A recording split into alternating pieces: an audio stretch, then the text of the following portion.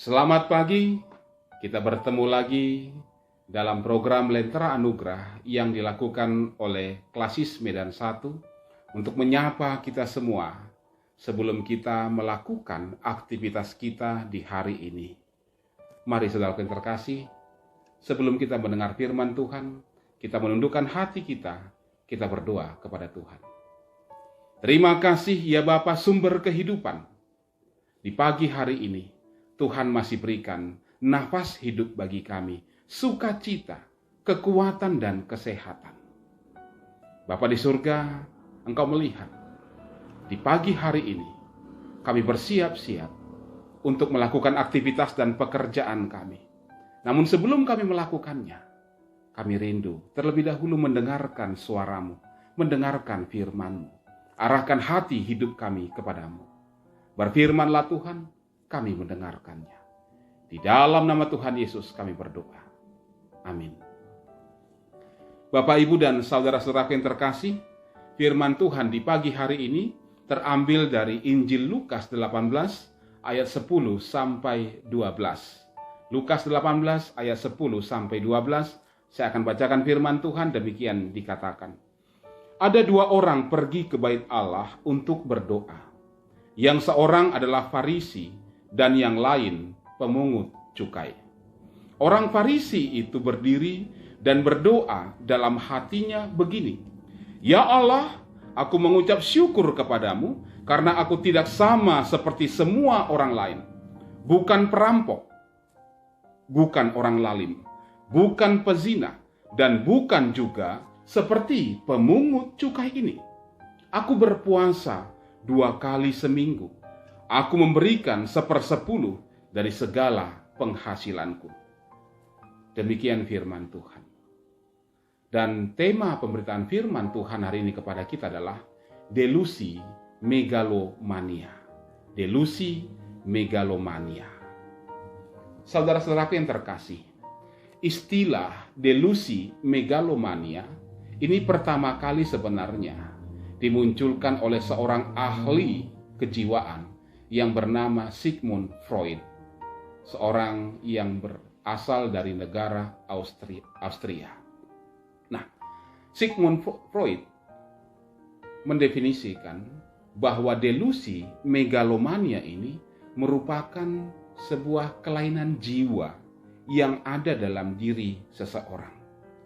Seorang yang mengidap delusi megalomania ini biasanya merupakan manifestasi dari pengalaman-pengalaman sejak dia dari kanak-kanak.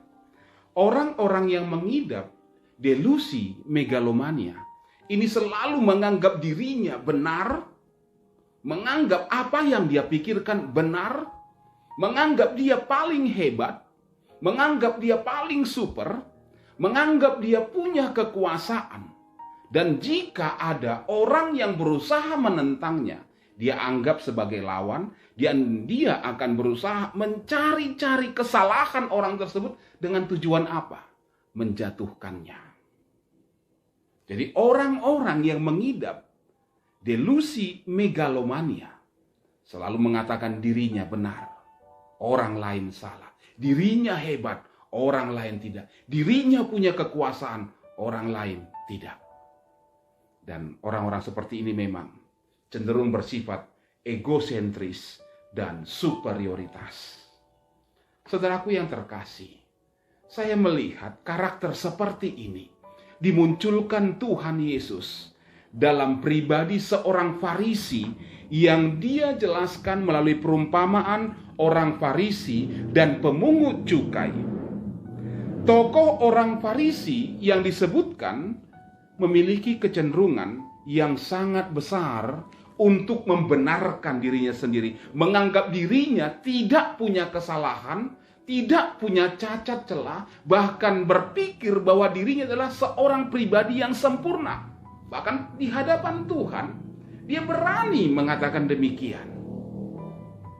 Coba saja kita perhatikan. Apa yang dikatakan orang Farisi tersebut dalam doanya? Ia dengan yakinnya berkata dalam doanya, Ya Allah, aku mengucap syukur kepadamu karena aku tidak sama seperti semua orang lain. bukan perampok, bukan orang lalim, bukan pezina, dan bukan juga seperti pemungut cukai ini yang berdiri di sampingnya. Aku berpuasa Tuhan 2 kali seminggu. Aku selalu memberikan 1/10 dari penghasilanku. Ia menganggap dirinya benar, menganggap dirinya sempurna. Dan orang yang duduk di sampingnya adalah orang yang tidak benar. Kalaupun kepada dia, itu kita ingatkan, kamu juga bukan orang benar. Orang Farisi tersebut tidak akan mau menerimanya. Sebab dia berpikir, dia benar. Dan yang lebih parah lagi Bapak Ibu Saudara terkasih, yang lebih memprihatinkan bagi kita adalah, ternyata orang-orang seperti ini datang ke dalam bait Allah. Mereka ada di bait Allah, bukan berada di luar bait Allah, tetapi di dalam bait Allah itu sendiri. Mereka datang ke dalam bait Allah dengan jubah-jubah kebesaran mereka yang dianggapnya sebagai sebuah kekuasaan. Hak pelayanan yang dimiliki mereka dianggap sebagai hak kekuasaan. Hak pelayanan yang dipercayakan kepada mereka dipandang seperti tongkat komando yang ada di tangannya. Pertanda ia memiliki kuasa sebagai seorang komandan. Siapapun yang menentang atau yang berseberangan dengan pikirannya akan disingkirkan. Ia tidak peduli dengan kebenaran Allah, sebab ia hanya peduli dengan kebenaran dirinya sendiri. Dan mungkin ia menganggap dirinya adalah kebenaran itu sendiri. Jadi bagaimana kita menjelaskan bahwa ia telah salah? Bagaimana kita menjelaskan kepada orang Farisi yang datang ke bait Allah yang berdoa bahwa dia salah? Ia tidak akan bisa menerimanya. Yang ada dalam pikirannya, ia benar. Pertanyaan kepada kita, apa yang dilakukan orang Farisi yang mengidap delusi megalomania itu dalam bait Allah? Ngapain dia ke bait Allah? Jawabnya adalah, ia berdoa. Iya, dia berdoa. Tetapi doa yang salah. Tapi dia tidak akan bisa terima kalau kita katakan itu adalah doa yang salah. Dalam doanya ia membeberkan kepada Allah tentang kebaikan-kebaikan yang telah dilakukannya. Ia menganggap Allah berhutang kepadanya. Sebab ia telah melakukan yang baik kepada Allah. Saudara-saudaraku yang terkasih, delusi megalomania menjadi ancaman yang sangat serius bagi orang-orang yang menyebut dirinya Kristen. Bahkan sampai saat ini, delusi megalomania akan menjadikan seseorang kehilangan kemampuannya untuk merendahkan hatinya, merendahkan kehidupannya, mengoreksi dirinya sendiri, dan kehilangan kemampuan untuk memperbaiki dirinya. Coba bayangkan saudara terkasih, seandainya orang-orang seperti ini duduk di bangku kehormatan di gereja, apa yang akan terjadi? Kita tidak bisa bayangkan. Mereka akan menjadikan gereja seperti perusahaan miliknya sendiri, dan orang lain adalah pekerjanya. Jadi jangan coba-coba melawan orang-orang seperti ini. Bisa-bisa saudara ditendangnya keluar nanti. Yang lebih parah lagi, ketika kita mempertanyakan, lantas apa arti kehadiran gereja jika diisi orang-orang seperti ini? Terlebih di tengah-tengah pandemi COVID-19 saat sekarang ini. Ketika orang-orang di dalamnya sibuk membenarkan diri, menganggap dirinya lebih hebat, superioritas, tidak lagi berpikir bagaimana menjadi berkat bagi orang-orang di luar sana, menjadi berkat bagi jemaat. Ini yang perlu kita renungkan. Apakah orang-orang yang mengidap delusi megalomania masih berpikir menjadi berkat bagi orang lain? Tidak. mereka hanya sibuk berpikir, aku yang terhebat. Mereka hanya sibuk berpikir bagaimana membenarkan dirinya sendiri, sembari menjatuhkan orang lain. Mari kita renungkan firman Tuhan ini. Amin. Kita berdoa.